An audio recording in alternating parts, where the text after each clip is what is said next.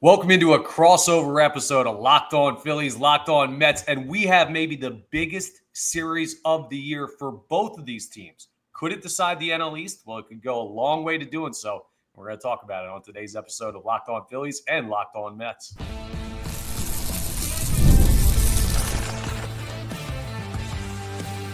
You are Locked On Phillies, your daily Philadelphia Phillies podcast. Part of the Locked On Podcast Network, your team every day.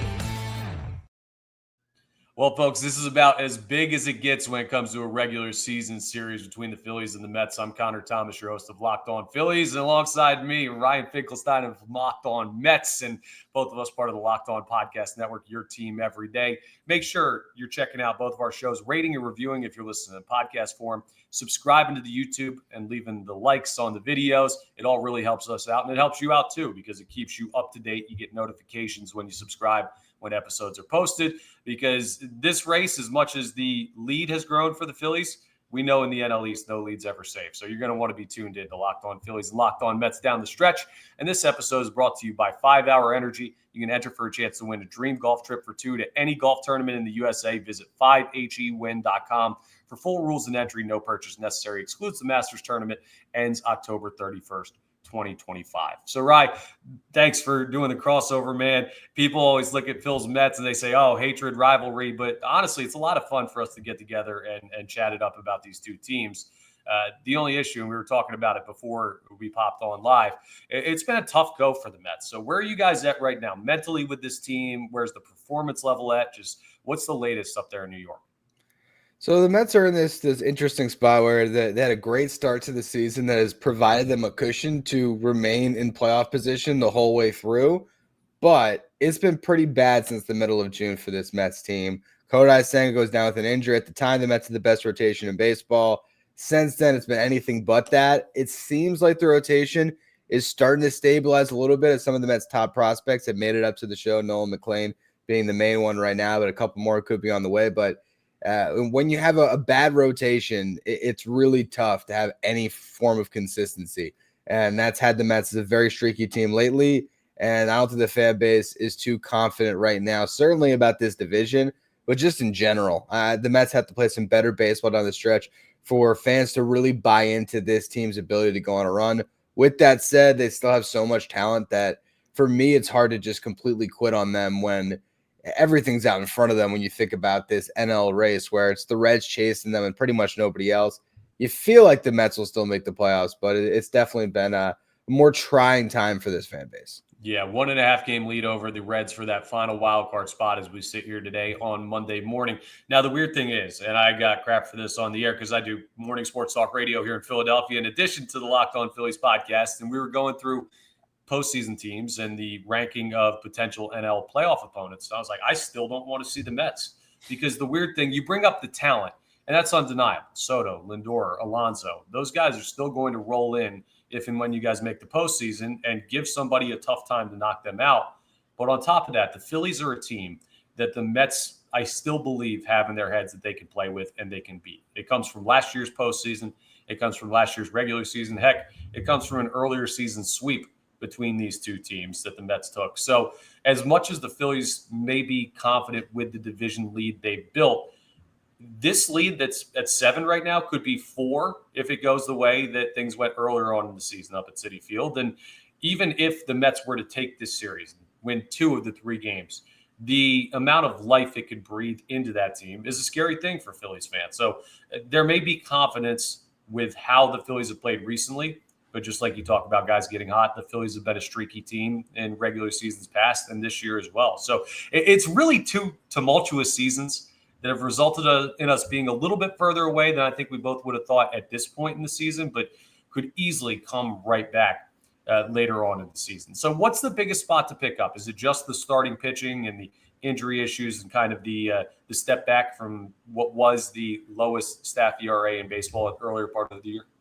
Yeah, I think that's the biggest thing. I mean, there's one other component for the Mets is they've been bad this year with runners in scoring position. And I was, when I was previewing this series on my show for this morning, I was looking at these 2 lineups, and I really think on paper, kind of leading into what you were saying about the Mets being threatening in October, I think the Mets have a deeper and more talented lineup on paper than the Phillies, if we're just talking about the offensive side of things. But you look at the season they've had, the Mets are leading in OPS, WRC plus home runs. The Phillies have scored more runs, though. And I think that is really emblematic of the Mets' struggles with runners in scoring positions. So that's one of the things that has still been an issue all year that really, to me, is just always a stat that tells you if your team's just having a good year or not, right? It's just it's almost like a vibe stat. Like if things are going well, your team's probably been hitting with runners in scoring position and being clutch. If things aren't going well, you're missing the boat on those big opportunities. So I think that's a big thing for the Mets. And the rotation is the biggest thing that has to be cleaned up. We're going to see in this series. We'll get to the pitching matchups. We'll see Kodai, Senga, and Sean Manaea, and both of those guys were injured, have been off the IL now pretty much since right before the All-Star break, and neither one of them looks like themselves. And that's the big difference right now, I think, between these two teams. The Phillies, I think, are just working from a much more stable foundation with their rotation, and that's even with losing Zach Wheeler. Yeah, that's a huge part about it that we're going to talk about when we get deeper into the pitching conversation. But I love doing these crossovers because, one, there's nothing like Northeast fan bases for sports in general, but especially baseball when you get some football crowds that expect every game to matter. And 162, there's going to be ups and downs. But every time I hear criticisms of the Mets, it seems like it's we have these problems and other teams do not. Why does this happen to us? And every time I hear that from Phillies fans, it's the same exact issues and the same exact worries. And you focus so much on your team, you don't hear that there are other teams struggling with it as well. The Phillies have been rough with runners in scoring position this year. Now, not to the level of the Mets necessarily, but you've had guys at points in the season like Alec Boehm or JT Realmuto who have started to get red hot. Boehm hitting in the 280s and Realmuto, one of the best batting averages since the start of the month of July in all of baseball. They were both hitting below the Mendoza line at points this year for substantial sample sizes. So it can flip really quick.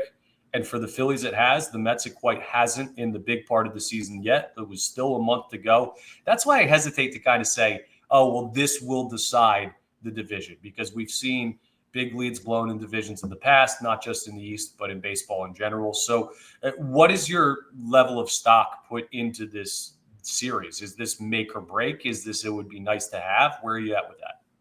It's interesting. I was looking back at 07 last night, which both of our fan bases remember well. Mets blowing a 7-game lead with 19 left.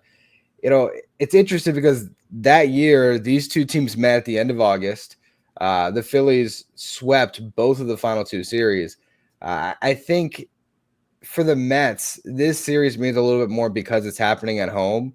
And you need to try to keep that sort of mental edge over the Phillies. If the Mets lose this series, they're going to go to Citizens Bank for 4 in September.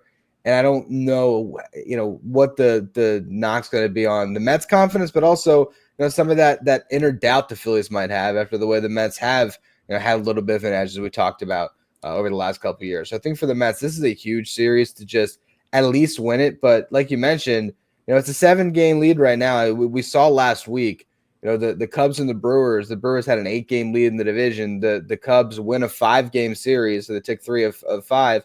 And then they sweep this weekend and the Brewers lose a series. All of a sudden, that 8-game lead turns into a 5-game lead. And Cubs fans are going to work today thinking, you know what? We got a shot still in this division. So it's the same thing with this series for the Mets. If they could sweep this series, it's going to be, all of a sudden stretch run is on. If they can win this series, I think it just sort of keeps things where it is, where the Phillies are still the clear favorite, but the Mets still have a shot at it. And those 4 games at Citizens Bank will just have that much more value. Yeah, and on the other hand, while you bring up vibes, right? The vibes of the Phillies, despite the Zach Wheeler injury, which losing him for the year is a major, major loss, have been pretty solid lately. Sweeping the Mariners in a historic series, taking 2 of 3 from the Nationals over this weekend, rolling in, who have begun to be a bit of a pesky team. We got to talk to Ryan Clary about that and deal with him down there. But either way, the issue with the vibe for the Mets is it feels like you guys are on the verge of maybe a complete spiral if something was to go like terribly wrong. And if the Phillies were to do that, I wonder how much that would collapse the chances of believing that they could come back, at least for the division. Holding off Cincinnati for the wild card is something that I still think is doable. But that's why it's such a big series for both sides.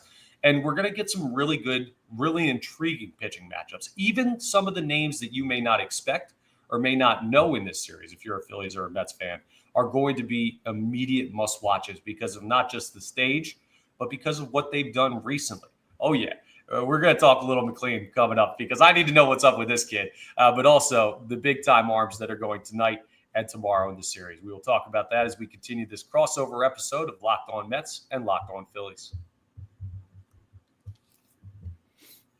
All right, let's talk a little 5-hour energy first, though. You got to fuel up for a series like this. But also, I was out on the golf course yesterday, and I was pretty darn tired until I cracked open one of 5-hour energy's new transfusion flavor drinks. This grape, ginger, and lime flavored shot brings the iconic taste of a golf course favorite to a non-alcoholic boost.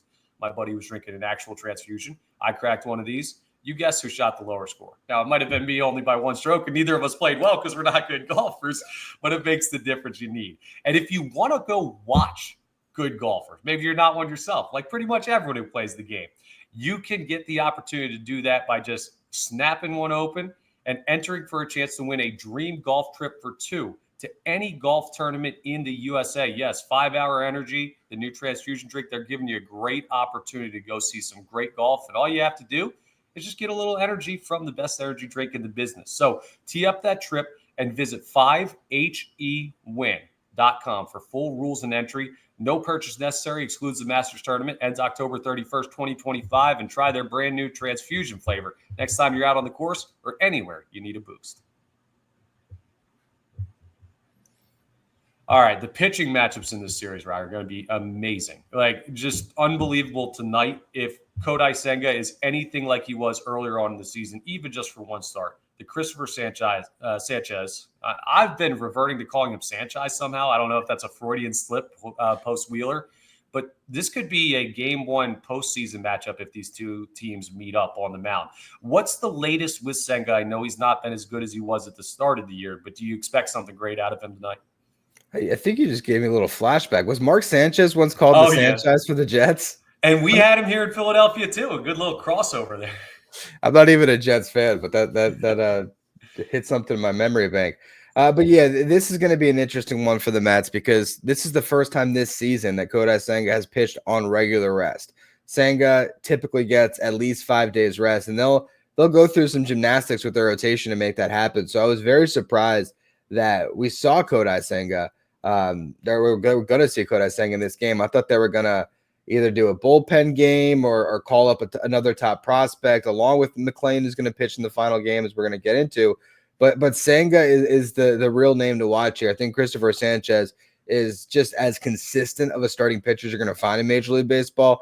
Even if the Mets get to him, I don't feel like they're going to be able to get him out of the game early or really, knock him up for too many runs. The hope is that you maybe, clip one, you get a couple runs on the board, and Senga can do his thing and get back to some better ground here. But it's just been a rough stretch for Senga since coming off the IL. He just hasn't quite had. He's a very like a fine-tuned pitcher where the mechanics have to be locked in for him to get to his best. And it's either at his best or very far from it. And right now he's been closer to being far from it. So it's going to be interesting to see.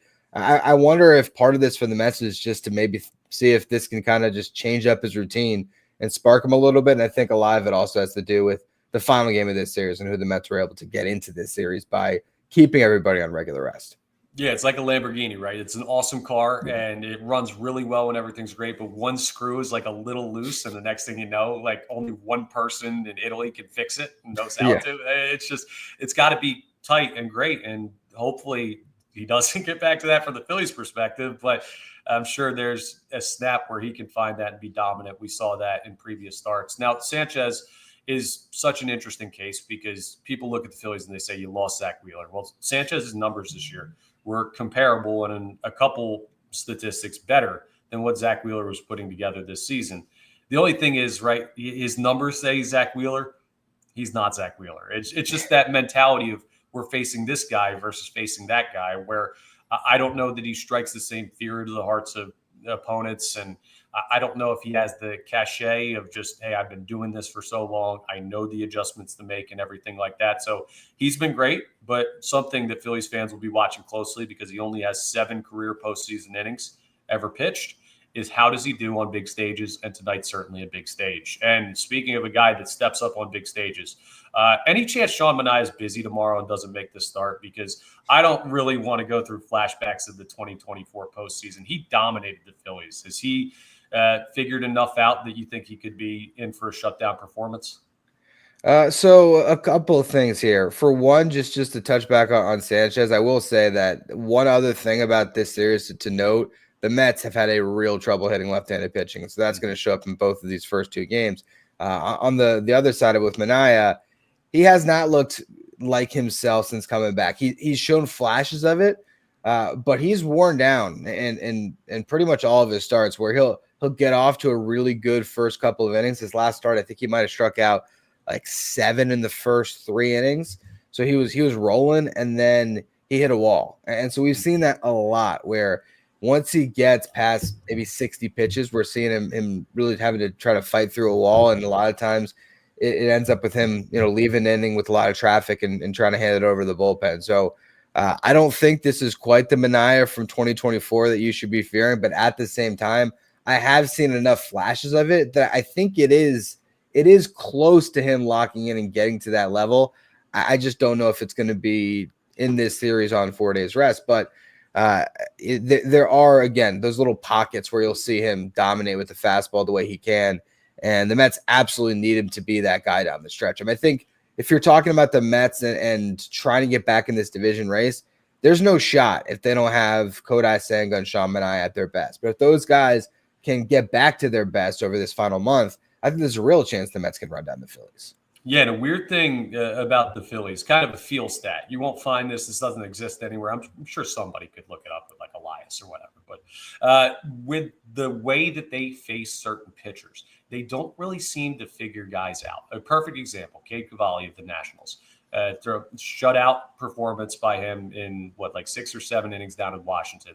Season this week at Citizens Bank Park. He looked really good against them again. When the Phillies have trouble with somebody, it seems like this lineup doesn't really adjust well from start to start. So either they know they can get a guy, or if it's someone who's given them the trouble in the past, that seems to continue. So we'll see if that continues to play with Manaea on the mound for game 2. He'll face Jesus Luzardo, who is a coin flip of a pitcher this year. He goes out against Seattle and strikes out 12.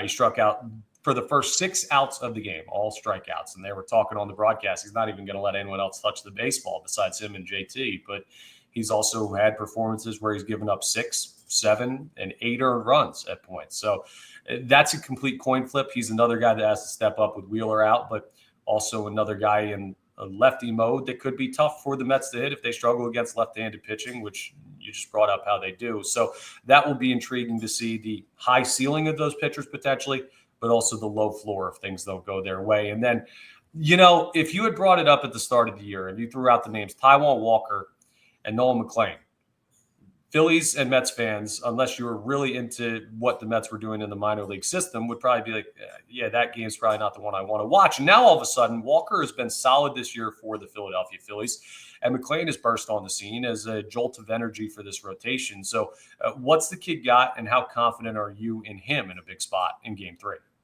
The only thing that has me hesitate about him at all is the fact that this is only, I think, the second time in his career he's starting on regular rest. That they had him start his final game in AAA on regular rest just in case a situation like this came up, and now he's going to do it in the show. But from what we've seen in the first 2 starts, it's crazy to say it because David Peterson has had a great season.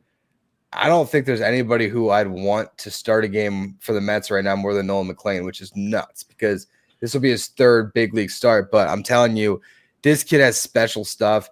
It's like watching somebody throw a blitz ball, but it's a baseball. The amount of spin that he generates is just insane. It really is. It almost doesn't even look normal. Like he's the guy that's going to be on Pitching Ninja every time he starts because he's just going to rip these curveballs and these sweepers that are going to break in a way that you just don't typically see. So I've been very impressed with McLean.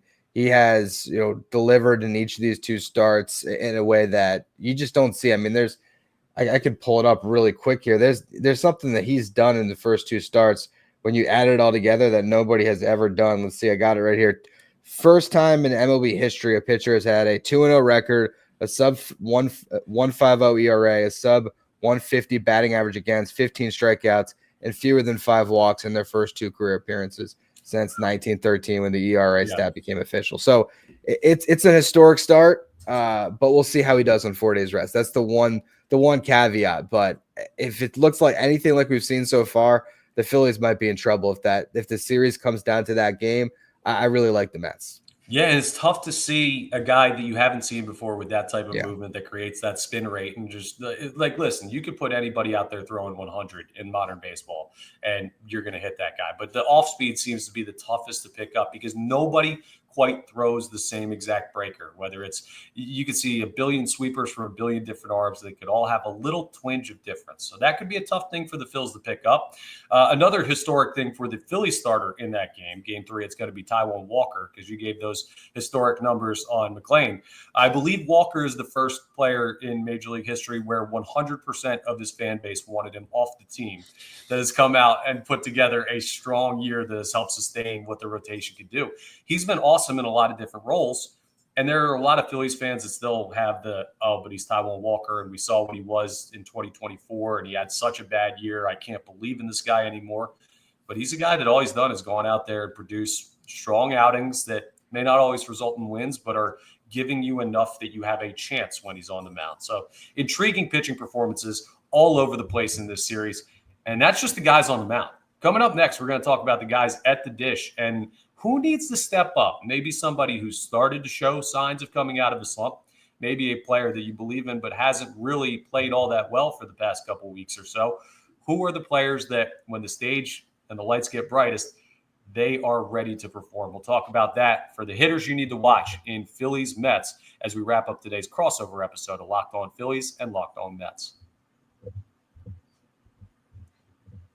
Let's talk about FanDuel first, though, because August 26th, it's tomorrow. If you're listening to this on Monday, if you're listening to this on Tuesday, open your FanDuel app. It's officially FanDuel Futures Day, a brand new holiday for football fans who live for bold predictions and preseason hunches. For just 24 hours, FanDuel is giving you deals on NFL season predictions. So whether you're calling your MVP, eyeing a long shot division winner, or ready to crown your Super Bowl champ before week 1 even kicks off, this is your moment. So, Ryan, I'll ask you, NFL MVP future pick. Do you have one for the people? Jaden Daniels. Ooh, I like it. He's poised for a big-time sophomore season. They gave him some veteran power around him, and they just signed Terry McLaurin. So maybe check out Locked On Commanders if you're a football junkie to hear the reaction to that signing. I'm going to go with Joe Burrow. I'm a big narratives guy, and it feels like the people around the NFL have already been building the narrative of how good he was last year. And if that team wins a couple more games up in Cincinnati, maybe it's him. But this is what's perfect. Everybody has a different thought. You can make yours, and you can make some money on it. Visit the FanDuel app today and start planning your futures bets now, because Futures Day is one day and one day only. And hey, if you're listening to this on Monday, it's tomorrow, August 26th. FanDuel, play your game. So who needs to get hot for the Phillies and the Mets in this series? Now, I know I mentioned hitters, but we can also look at the bullpen, because in this unique circumstances, we have two teams that added multiple pieces of their bullpen at or around the trade deadline. But let's start with the hitters, right? Who's somebody on the Mets that maybe has been sputtering a little bit lately or showing signs of life that you think could get hot in the series? Mark Vientos has been a big one lately. He's had a really big last month here where he's starting to find it. And in fact, he's hit 4 home runs, I want to say, in his last, I want to say it might be the last, it might have been just in that series against the Braves or at least in the past week. So definitely Vientos starting to turn a corner for the Mets, and that's a huge bat for them. They've been missing for most of this season. So getting Vientos right is definitely something that could really propel this team down the stretch, and we'll see if that can continue in this series. Yeah, and he's a guy that maybe seeing the Phillies is just what the doctor ordered. We all remember, some fortunately, some unfortunately, how he went in that divisional series last postseason. He became one of those instant forever hate for the Philadelphia Phillies fan base, and because of how good he was. So that's a guy for sure to keep an eye on if you're a Phillies fan to watch out for.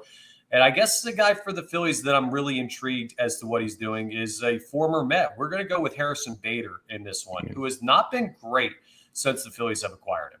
But he's been dealing with the musical chairs of the Philadelphia Phillies outfield, where he starts one day, he sits 2 days, he starts 2 days, he sits 1 day.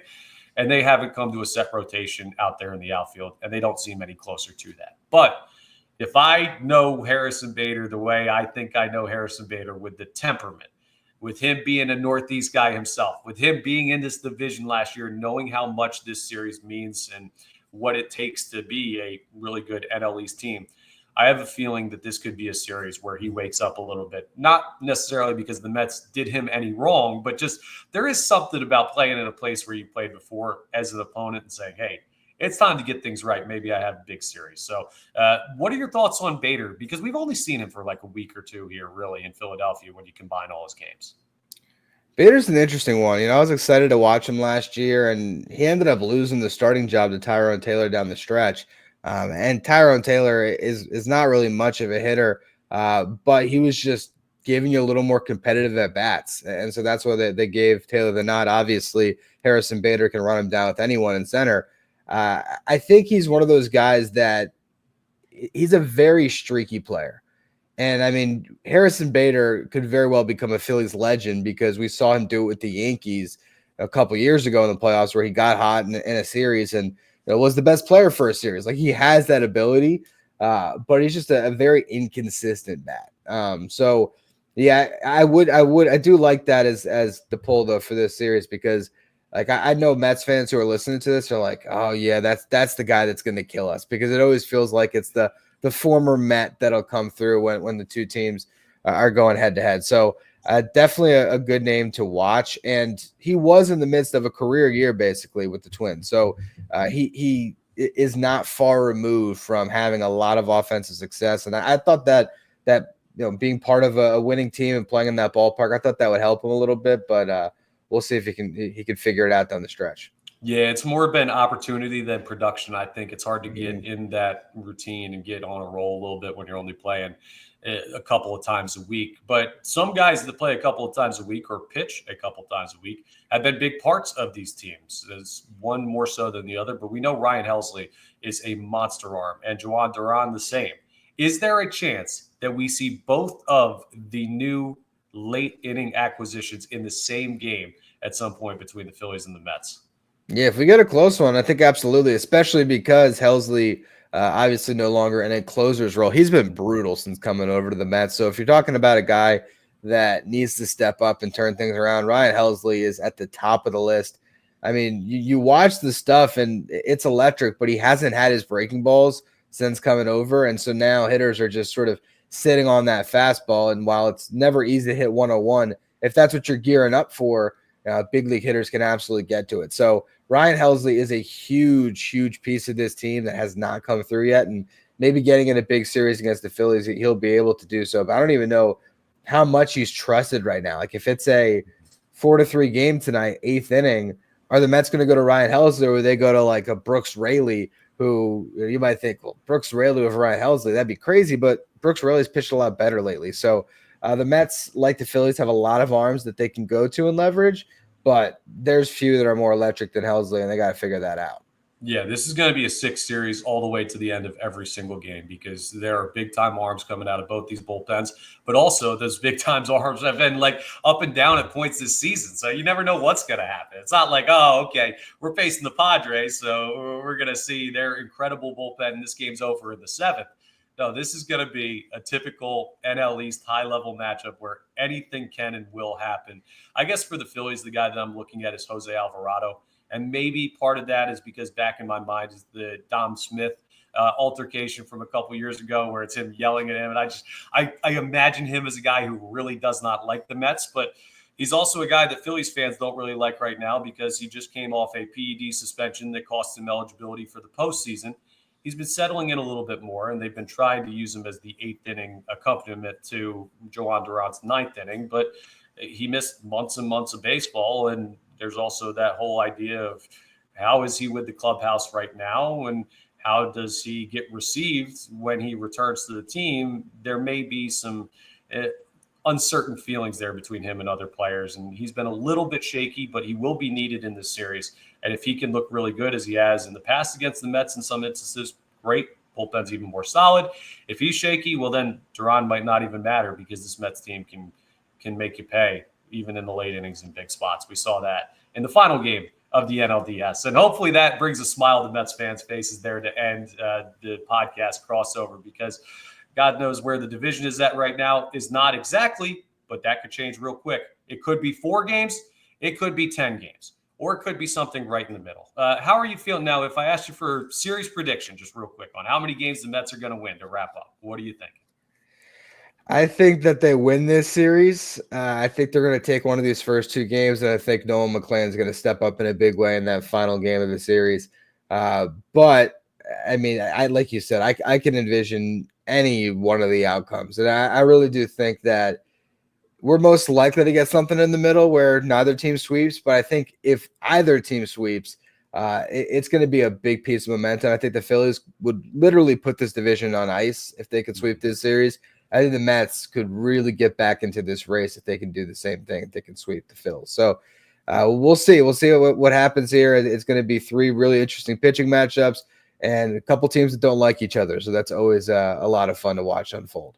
Yeah, for the sake of the series itself, I hope it comes down to that final game, because McLean Walker would just be, it would be incredible theater. The former Met, the guy that just came up that gave a shot in the arm to this rotation, and 2 division rivals just duking it out. Hopefully you enjoy it. We'll both be on our own individual podcast breaking down the games as they happen. I know, Ryan, you already have an episode out today previewing the series solo. So if you didn't get enough Mets stuff and you're watching for Locked On Mets, go ahead and check that out. And we'll have stuff all week on Locked On Phillies as well. And also make sure that you give us both follows on the socials. At Finkelstein, Ryan's over there to follow along with Met stuff, and I'm at Connor Thomas 975. Man, I always appreciate the time. And we'll be talking down the road as we have another big series in just a little bit. 4 games at the bank that could be even bigger than this one. That's all for today's episode of Locked On Phillies and Locked On Mets. And make sure also you're checking out next Locked On MLB, and check out our Locked On Mets and Locked On Phillies postcasts, immediate reaction to every game. We will talk to you next time on each of our podcasts.